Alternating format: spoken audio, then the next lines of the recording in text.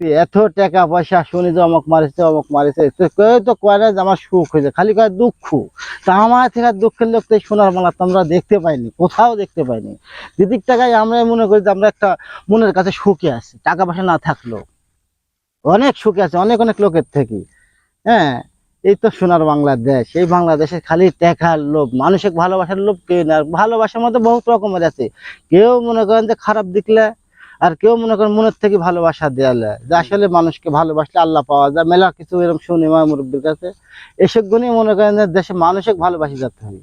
আর মানসিক খাওয়ালে কোনোদিন ব্যর্থতা হয় না। আল্লাহ এটি নিজেই দেয়া দেয়, যে যা বান্দা খাওয়াচ্ছে। ভালোবাসা এরকম প্রেম কি জিনিস, প্রেম কাকে বলে?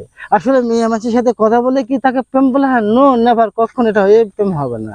প্রেম মানুষকে ভালোবাসতে গেছে, দোয়া দিতে গেছে, একে বলা হচ্ছে প্রেম। কে খায়নি না খায় আছে তাকে খোঁজ দিতে গেছে, ওনার কাছে 10 টাকা পাঠা খায় খায় বাঁচে থাকুক, এইগুলি করতে গেছে প্রেম। আল্লাহর সাথে করতে গেছে প্রেম। হ্যাঁ, এখন এমনি এমনি একজনের পিঠে হাত ধরে টান মারি আমি কোনো আই লাভ ইউ গোনা কাজ হবে না ভাইয়ারা। কেউ এইসব ভুল করেন না আপনারা, সঠিকে থাকবেন, আল্লাহ আপনারা সুখ শান্তি দিবে। ধন্যবাদ। ধন্যবাদ ভাই।